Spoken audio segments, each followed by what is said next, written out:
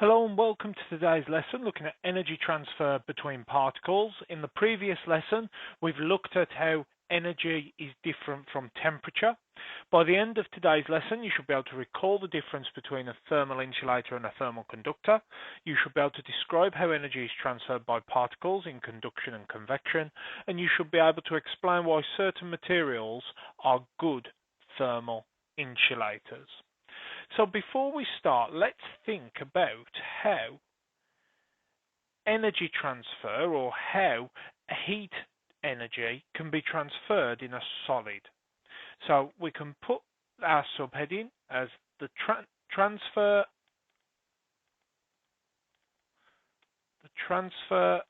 of thermal energy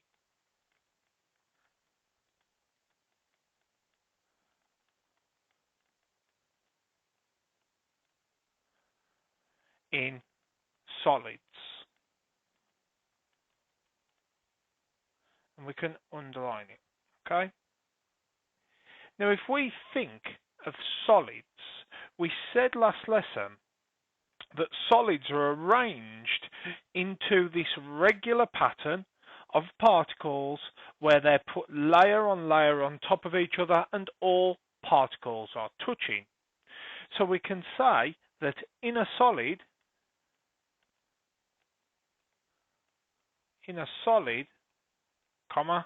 all particles are touching.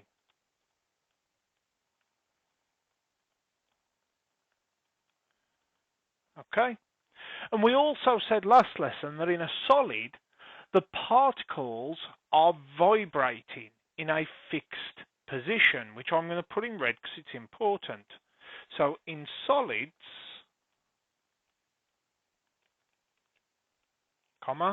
all particles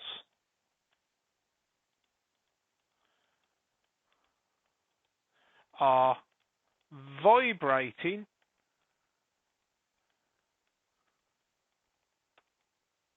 in a fixed position. Now what that means is that they're not able to move. Okay, they stay where they are and they're just vibrating in that single spot.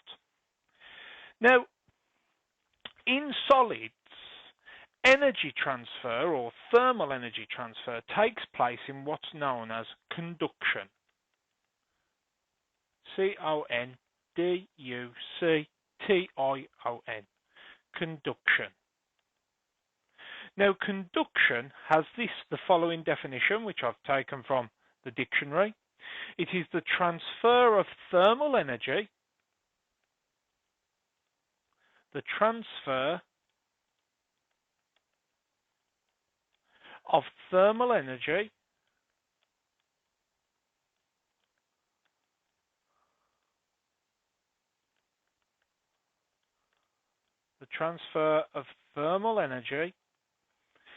by the vibration of particles. By the vibration of particles.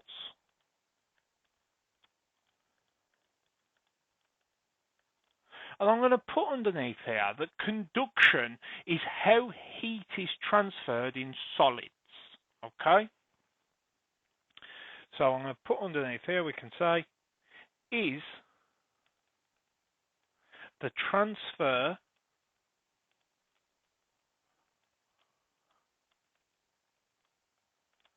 of thermal energy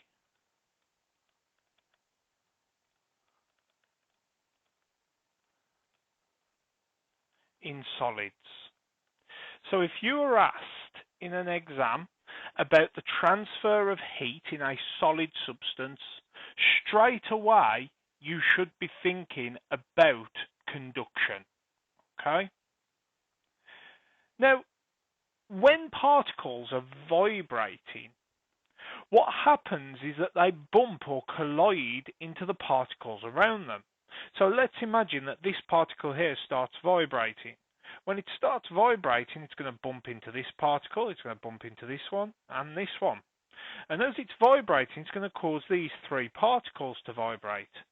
Each of these three particles are going to cause the ones by those to vibrate more and vibrate more and vibrate more. And eventually, all of the particles are vibrating.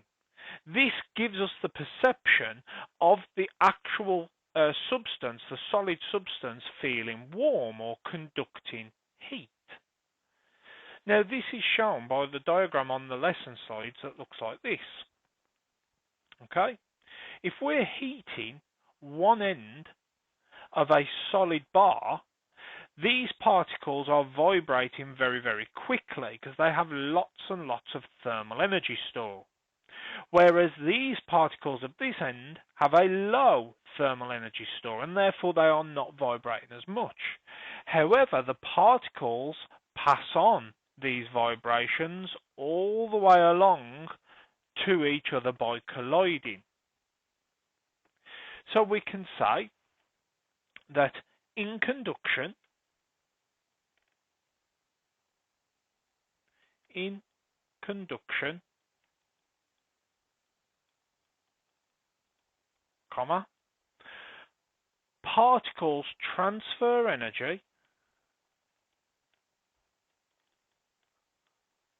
particles transfer energy by colliding with each other.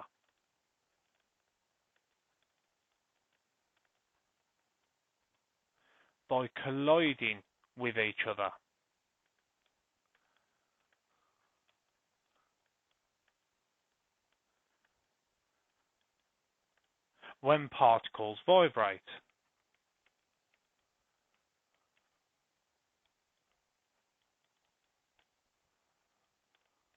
particles vibrate. Okay? Now, metals are good thermal conductors because they contain electrons that are free to move. So I'm going to write down here that, in fact, we'll put the picture in now that we looked at, make it a little bit bigger. However, it is on the PowerPoint if you wish. We can say that metals are good thermal conductors, which we'll talk about in a moment, as they have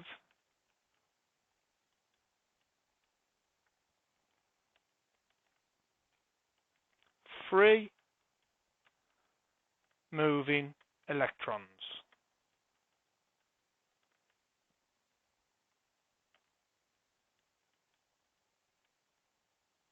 Okay? Now, essentially what we're saying is that when we heat up one end of a solid, the particles vibrate more. These collide with the particles next to them, causing those to vibrate more, and so on and so forth. So we can say, when we heat a part of a solid,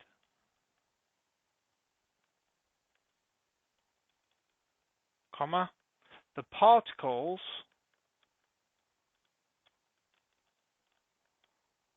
in this section vibrate more.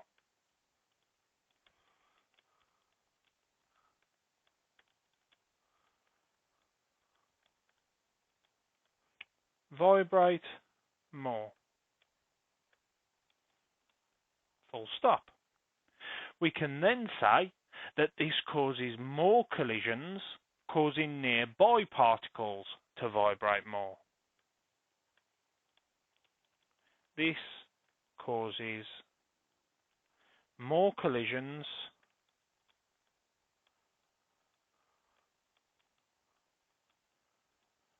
causing nearby particles to vibrate more.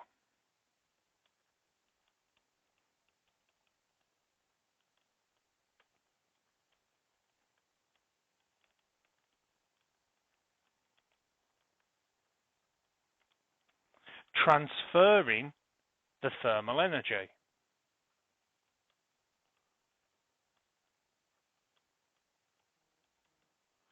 Transferring thermal energy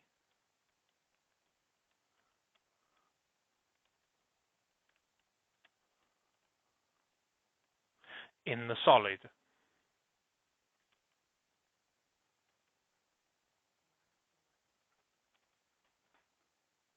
Okay?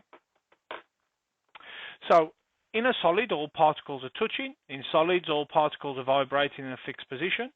Conduction is the transfer of thermal energy by the vibration of particles. It's the transfer of thermal energy in solids.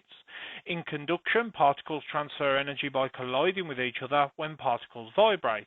If we heat one part of a solid, the particles in this section vibrate more.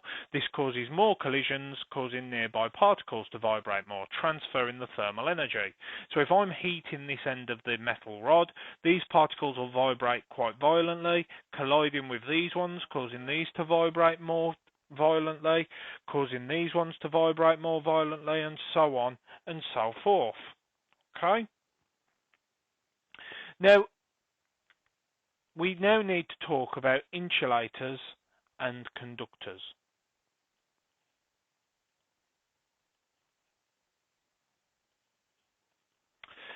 So, a thermal conductor is something that allows heat to travel through it quickly. So our first keyword is thermal conductor.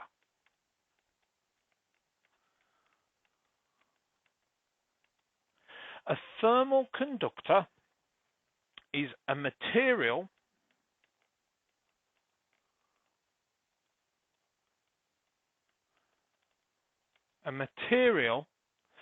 that allows heat to move through it quickly.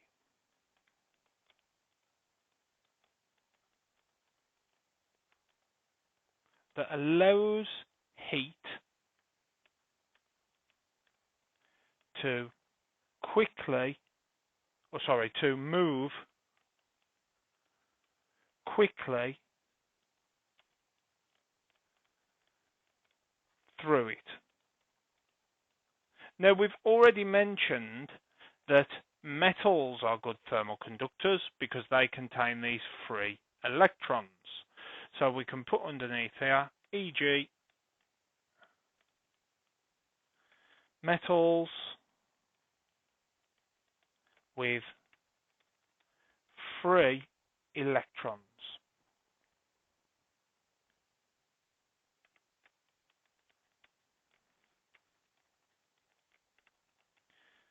Now, there are other materials that do not let heat move through them very easily, and these are known as thermal insulators. So our next key term is the term thermal insulator.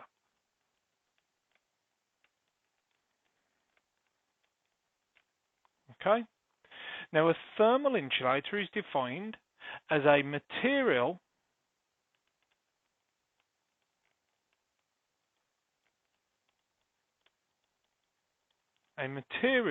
that only allows heat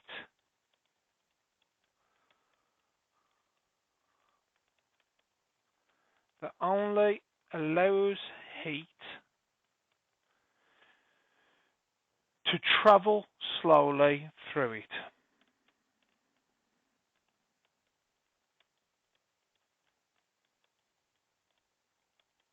To travel slowly through it.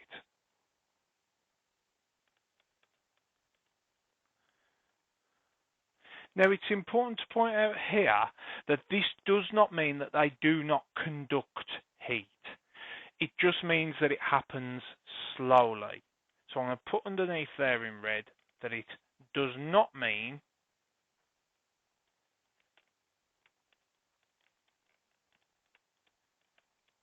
that they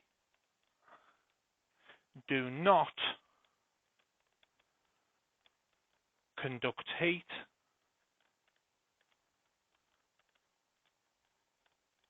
comma, they just do it slowly.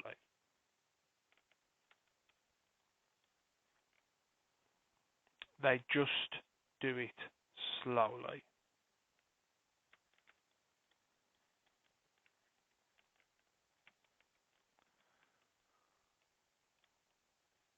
Okay. Now, examples of thermal insulators would include things like wood. So we can put here, e.g., wood. Okay. Now, there is a special type of material that you don't need to know about. I've just got it as a interesting example. This is a material known as aerogel. Okay, and it's a very poor conductor of heat. Heat energy is only transferred through it very slowly, and for that reason you're able to hold it against the flame and it won't burn your hand. Okay. At the same time, liquids are poor thermal conductors. That's why divers wear wetsuits, which protects their skin against the area, against where they are underwater, so that they don't get cold. Okay? So liquids are poor thermal conductors.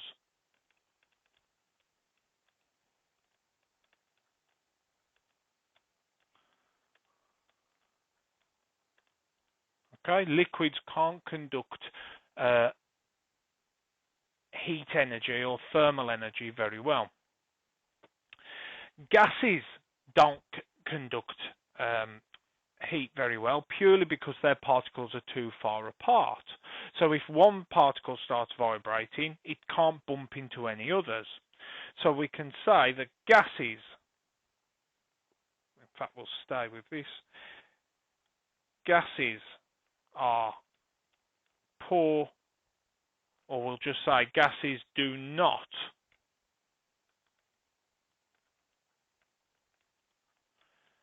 conduct thermal energy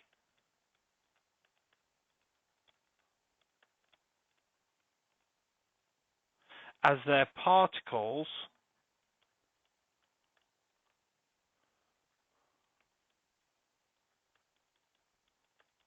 are too far apart.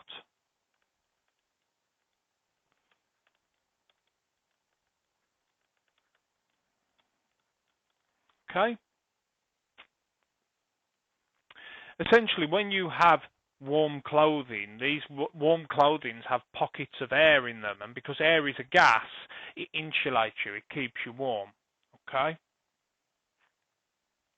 Now, there is an experiment we could do. Obviously, we can't do it right now because you're at home and we would need to do it in school, where you can use a Bunsen burner to boil water at the top and hold an ice cube near the bottom of the water. Okay? You can even touch the bottom of the test tube with your hand. Now, because water is a poor conductor of heat, the water at the top will boil, but further down the water will still be cool enough to keep the ice cube from melting. The ice cube will not melt purely because heat cannot be conducted from the boiling part of the water down into the test tube where the ice cube is. So, a thermal conductor is a material that allows heat to move quickly through it, whereas a thermal insulator is a material that only allows heat to travel slowly through it. Examples of a conductor is a metal, whilst an example of a thermal insulator is wood. Just because something's a thermal insulator doesn't mean that it doesn't conduct heat, it just does it very slowly. Liquids are poor thermal conductors, And gases cannot conduct thermal energy as their particles are so far apart.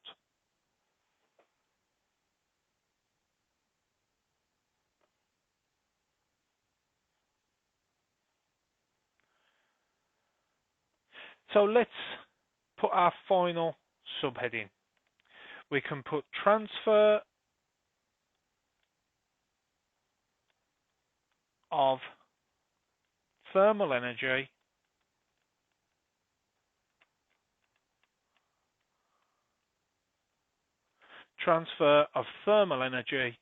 in fluids.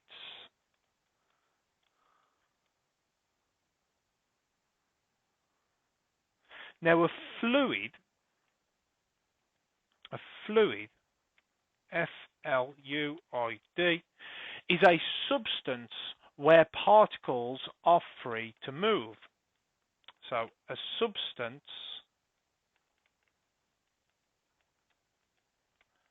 where particles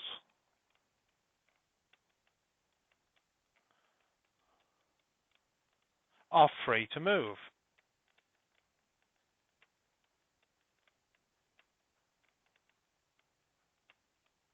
Examples of these would include liquids and gases. So we can put underneath here, e.g., liquids and gases.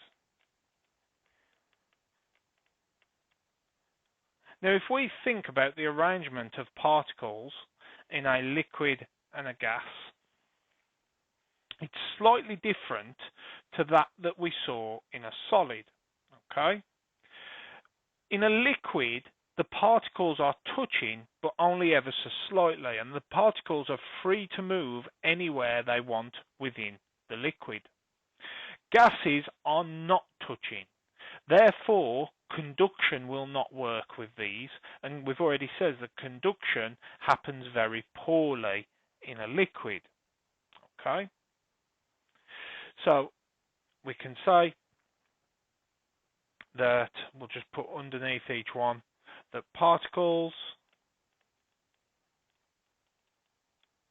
are touching slightly, and we can say that particles are not touching.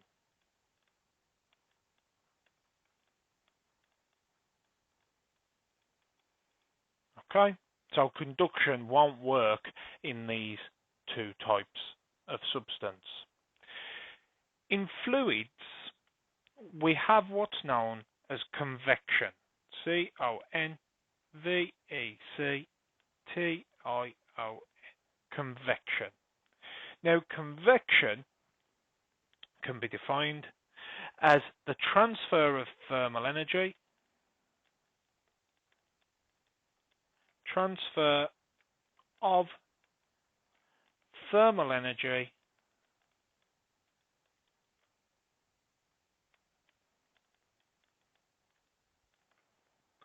when particles in a heated fluid rise. When particles in a heated fluid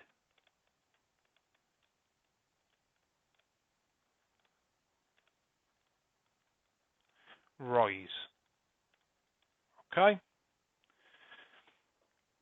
Now for this one, I'm going to use this image here, and I'm going to chop it down because we don't need that part just yet. What we do need is this one. So I want you to imagine that you're boiling some water on a hob. Okay, so on your hob, you're boiling some water. Your heat source is at the bottom of the hob. So this is your, in fact, I need to pick a colour that we'll be able to see. In fact, it'll be that one, won't it? No, that's the worst choice of colour ever. We'll try white. This is your heat source. Okay? This is the hob. And essentially what's happening is that the heat from the hob is conducting through the metal of the pan. So we can start by saying that thermal energy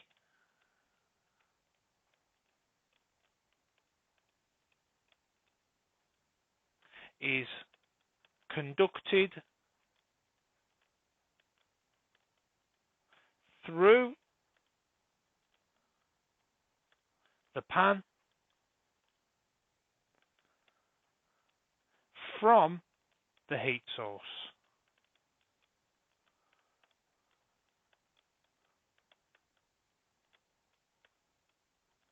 Okay. Now the particles that are near the bottom of the pan get in contact with the hot part of the pan first. Therefore, these particles move much more quickly. So we can say particles of water in contact with the bottom of the pan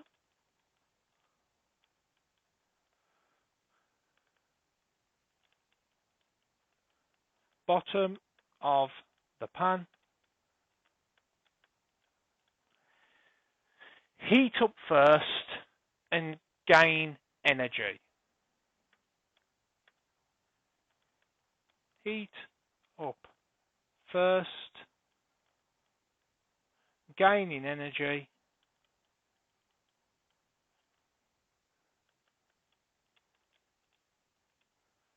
and moving faster, and move faster.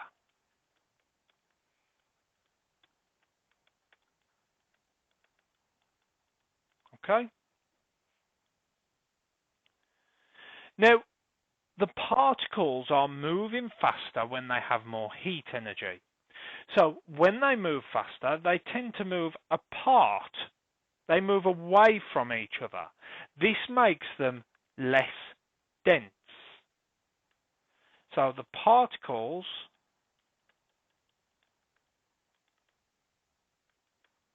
with more energy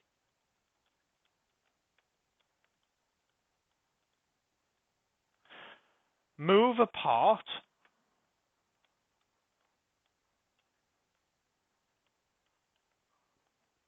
making them less dense.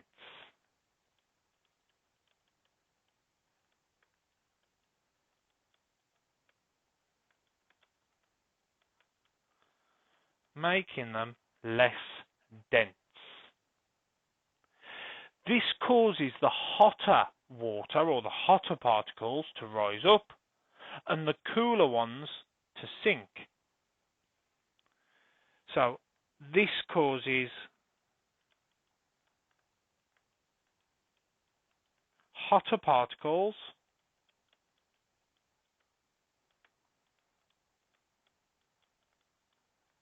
to rise up and cooler ones to sink.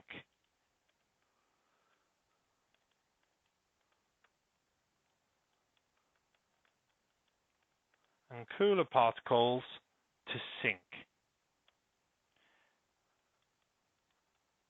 This is known as a convection current.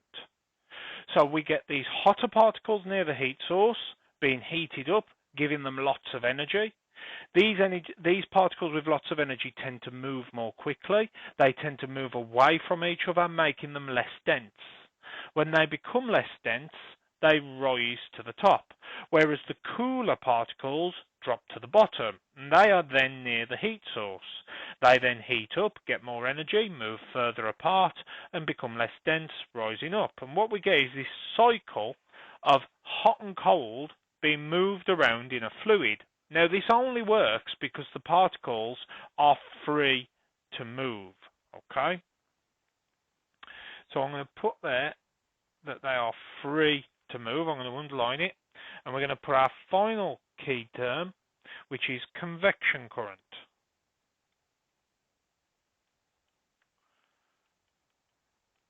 Convection current.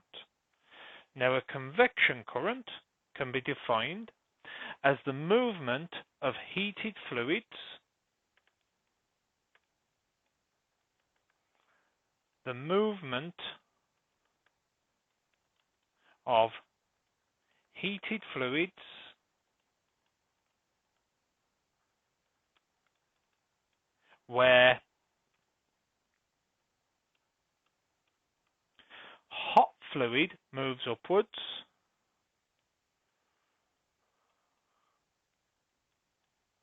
where hot fluid moves upwards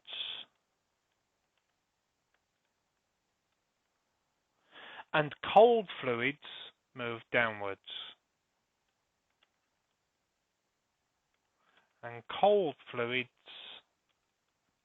move downwards.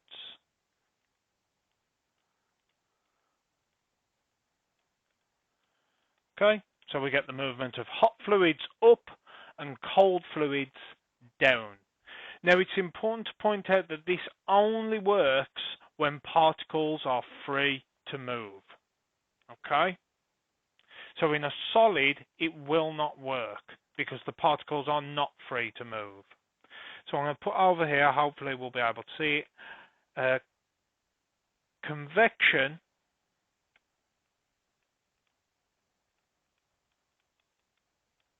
only works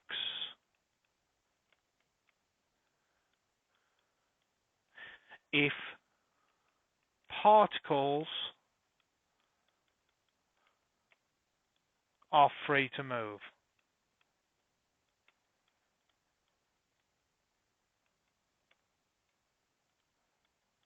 So it only works in fluids. It does not work in solids. Okay? So a fluid is a substance where particles are free to move, such as liquids and gases. Convection is the transfer of thermal energy when particles in a heated fluid rise. If we've got water on a pan, this would be an example of convection. You would have the heat source heating up the bottom of the pan. The heat would move through the pan via conduction because the actual metal pan is a solid. However, the liquid inside is a liquid, so conduction doesn't work. What you would get is the particles near the heat source being heated up first, and they would gain the most energy.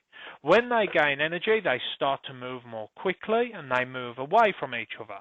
When they move away from each other, they become less dense and therefore rise to the top. So the hot particles, the particles with the most thermal energy, rise to the top of the pan.